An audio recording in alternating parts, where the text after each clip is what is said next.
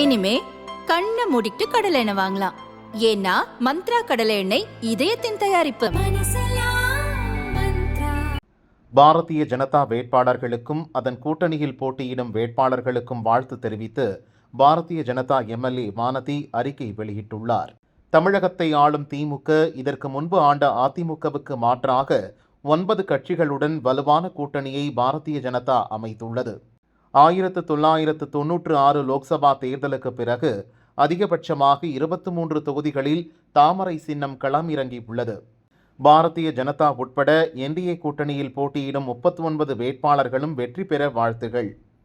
பிரதமர் மோடிக்கு கிடைக்கப் போகும் 400க்கும் மேற்பட்ட எம்பிக்களில் இவர்கள் 39 பேரும் இருப்பார்கள். மீண்டும் மோடிதான் பிரதமர் என்பது உறுதியாகிவிட்டது.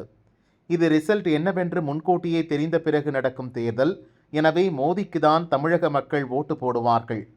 தமிழகத்தில் என்டிஏ கூட்டணி பெறப்போகும் வெற்றி 1967 நடந்ததைப் போல பெரிய அரசியல் மாற்றத்துக்கு வித்திடும் என்பதில் சந்தேகம் இல்லை என்று வானதி கூறியுள்ளார்.